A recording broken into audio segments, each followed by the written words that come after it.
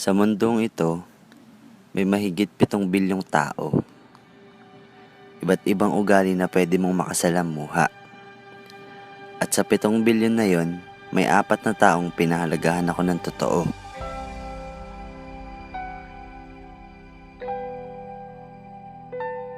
Kaibigan, sila yung taong handang maglaan ng oras para sa'yo. Tutulong sa'yong tumayo kapag nadapa ka at papangitiin ka tuwing nalulungkot ka. Nakakatuwa din palang isipin na merong mga taong di nagsasawang makasama ka bukod sa pamilya mo, no?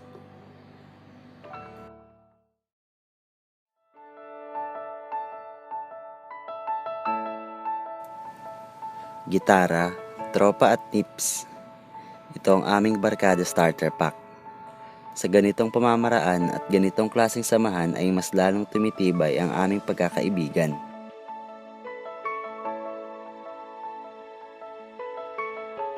At hindi kailanman nawawala ang 3 bagay na yon sa mga panahon ng aming kulitan.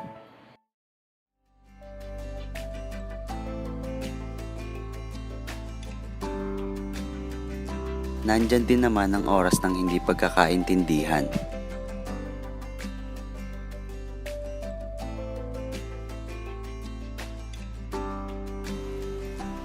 At hindi natatapos ang araw na hindi naman ito pag-uusapan, aayusin at susolusyonan.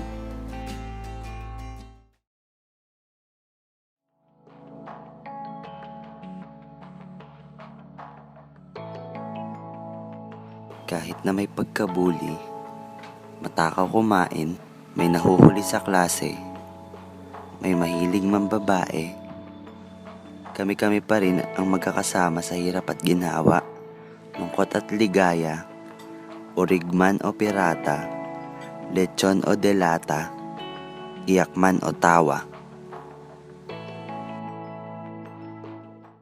Nagsasabi nga na, true love and loyal friends are 2 of the hardest things to find. Yung tipong baliwala na sa'yo ang true love basta mahanap mo ang loyal friends mo. At dumating yung oras na nakita mo na sila ngunit sa kalagitnaan ay may hahadlang pala.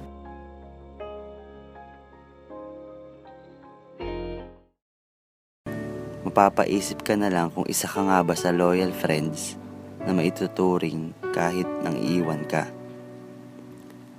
Kahit may maayos na dahilan nito at hindi mo naman talaga sinasadya.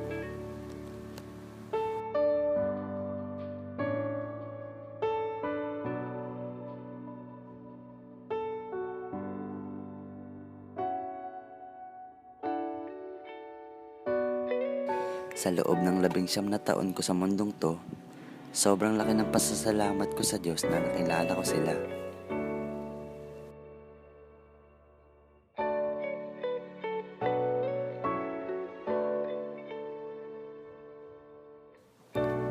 Oo, masakit.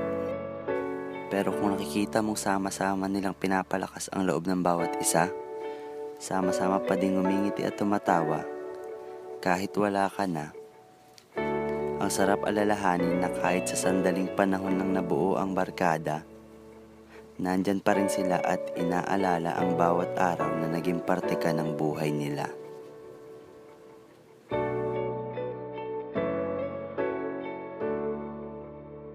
Ako si Renz. Kung nabubuhay lang siguro ko, kumpleto, perpekto, at mas masaya sana sila.